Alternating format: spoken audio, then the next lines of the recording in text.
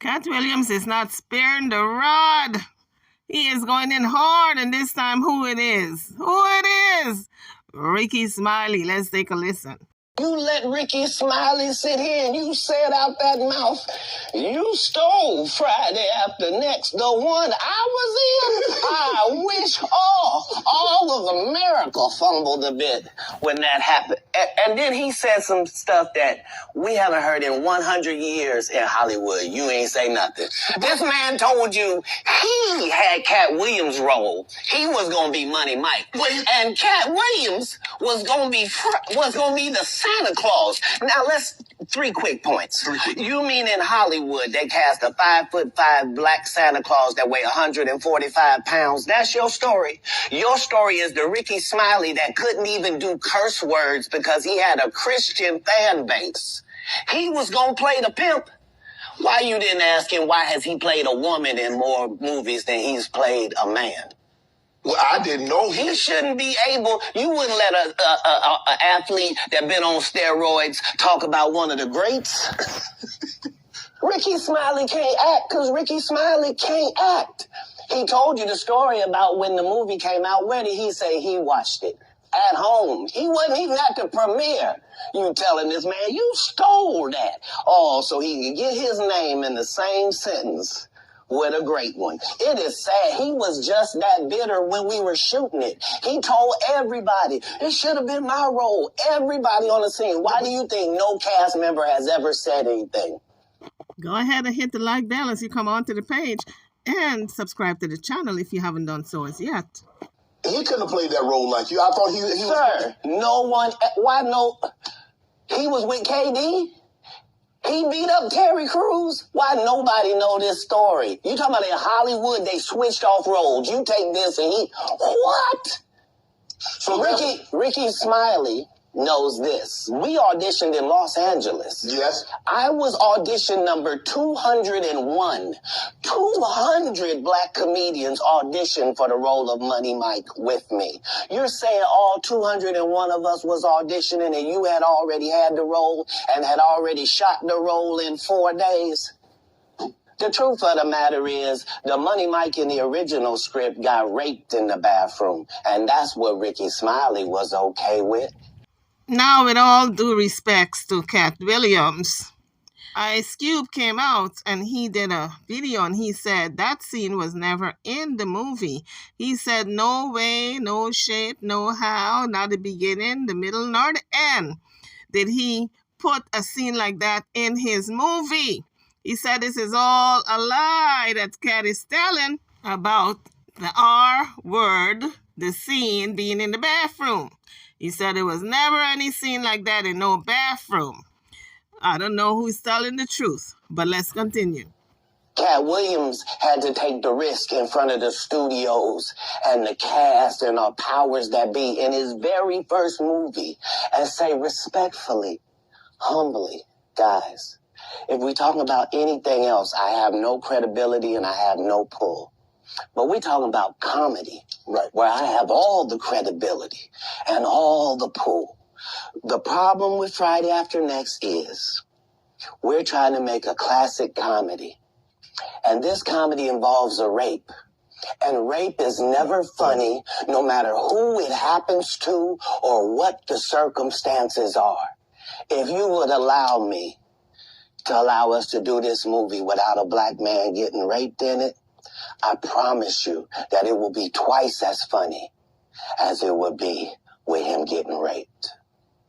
So considering that's the real story, why would you bring up that story? 35 members of the cast and crew have never brought up that Rickey Smiley was going to play Money Mike. No one ever saw me put on a Santa Claus suit. We got a wardrobe department. They made a Santa Claus suit for me. Why that wasn't in the bloopers? Why? And here's the other thing. Everything that Money Mike said, Cat Williams wrote. So what Rickey Smiley say on his? You can't say my lines, I wrote them. That's how I already know that I'm going to be funnier than you. What he told everybody was Cat Williams, and don't nobody know who he is. I'm on the radio. I'm with Steven Said. Everybody know me. That's what he told everybody that would listen to on the set. That's the truth of the matter. He was so egregious, not now, then. He was so egregious that, and Hollywood has never heard this in 100 years. He was so egregious, I put in my contract that I won't work with Rickey Smiley again unless he's in a dress. Now, what was Rickey Smiley's next movie? Was it First Sunday? Did he wear a dress in it? You bet he did. It's in my contract. Rickey Smiley said that's a lie. That ain't no contract stipulating how he should play a role in any movie. He said Cat is lying. Cat cannot dictate to any of these producers and directors how he should play his part and what kind of movie he should be in. So Rickey Smiley said that's a lie. And what I'm saying is, Cat Williams, if you got the proof, show it. Post it. We want to see the proof. Why would you put that in your contract, Cat? That's where he's the unbelievable actor. Him and Tyler Perry can't play a man to save their life. They play good women, and I believe that the best actor should be in the best role. So that's why, because when we released that clip and he said that, you responded because he said he was supposed to play Money Mike and you were supposed to play Santa Claus. An outright lie. So that he knows is a lie. So why would he say it? Because he's a liar. Nobody knows why liars lie. That's why I can't let Rickey Smiley say he was supposed to play Money Mike. Because I wrote the words for Money Mike. I designed the hair for Money Mike. I collaborated with the wardrobe department and made outfits to make sure that no one in America would be wearing what Money Mike was wearing. I told him to go get the Prowler. I then told him to paint it purple. I told him don't have an actor at playing a pimp. We could get an actual pimp, Archbishop Magic Don Juan, to play. Like, I did far too much work for somebody to come years later and try to tag along just for their own self-aggrandizement. Cat, he did have a good part in the movie, man. The Santa Claus was funny, man. The dude said the entire time we were filming, I can't play this role. They got a bandana over my nose and my mouth. My family not even gonna know who this is. So yeah, tell your story. Rickey Smiley has been playing the same old black woman forever. Like, you can't get a young fan base with that. Like, you gotta be doing karaoke around the country to make that work, and he is. Rickey sat here and told you that they cut him out of every movie he did. They always had a reason. Like,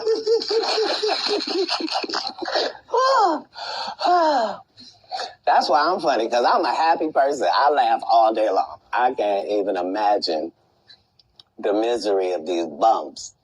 Just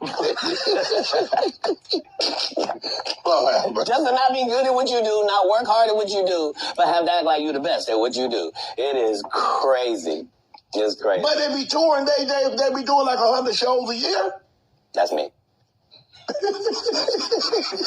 I don't run into none of them. Remember, Rickey Smiley sat right here and told you a story about how he performed with Mike Epps and Cat Williams when he did Comic View, and to let him tell it, he was funnier than both. My name lived down. Talking about the special needs. That's good. The way that Rickey Smiley kept appearing at all of my auditions is because of Steven Said. He would tell anybody that, listen, they got a gang on that side. They know what it is. They know who the gang is. You let Rickey Smiley sit here and you said out that mouth, you stole Friday After Next, the one I was in. I wish all of America fumbled a bit. Next up is Rickey Smiley. He wanted to set the record straight, but he got so emotional.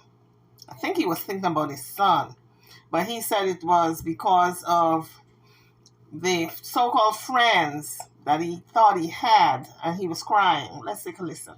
When people are being ridiculed and criticized, you don't even know what they're going through on the inside and how they're feeling. My personal friends understand. and have been very good. My classmates, some of my classmates have been absolutely amazing. And then there were some people, some other classmates that celebrated it because they don't like me anyway. Can't never even. And if I did anything to anybody, nobody told me what I did. How about that? Nobody said, "Hey, Rick, you did this to me. This is how it made me feel." Because I'm definitely not perfect, and I'm always the first to apologize. I'm always the first to make amends. You know what I mean? But no, this not gonna break me. I'm not going anywhere. I guess it's just my turn.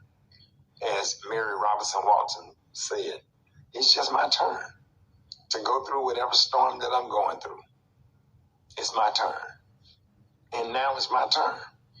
And remember, at the end of the day, all of this is a test. All of it is just a test. God looking at me right now, trying to figure out, how am I handling this situation? I'm handling it by staying prayed up, being optimistic, still going to speak to them kids tomorrow. I had a brother ask me, say, "Hey man, are you still coming to speak to the underprivileged kids tomorrow?" I said, "Why wouldn't I? Because I know you're going through a lot. What does that have to do with me helping some kids, motivating some kids, that's going through stuff and being kicked out of the public school system?" I said, "Sir, all I need is the address. I will be there. The minute I get off the air, I will be pulling up. What do the kids want to eat? And I'm ordering food for the kids."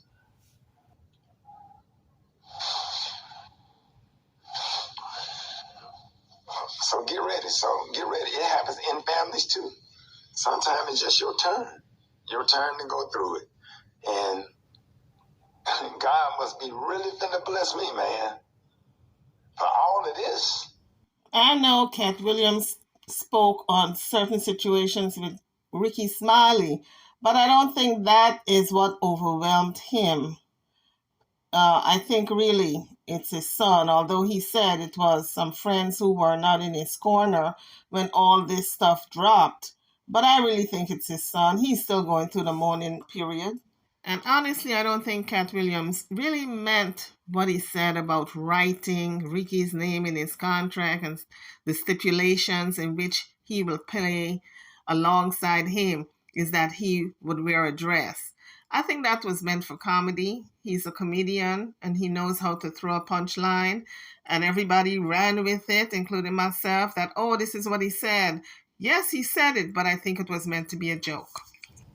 All of this stuff that's going on, it ain't even the stuff with Cat Williams that hurt me. What really hurt my feelings, some of my classmates and the brothers. That hurt. I don't care nothing about that. That's been going on for 15 years. 15 years or longer. That's been going on. And so he stopped what he was talking about to make, I think it looked like a smoothie, but he was running the blender, and then he just started to break down. He came off the live, off the camera, and we hear the sobbing.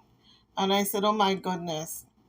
Sometimes we can be so insensitive, because I'm sure that Cat did not even think before he went in on Rickey that he's still mourning the loss of his son. He said it was these so-called friends that were not in his corner when all this stuff went down. He said it wasn't so much Cat, but it was the friends who broke him down crying. But I personally think it was a combination of a lot of things. And he's still grieving his son's death.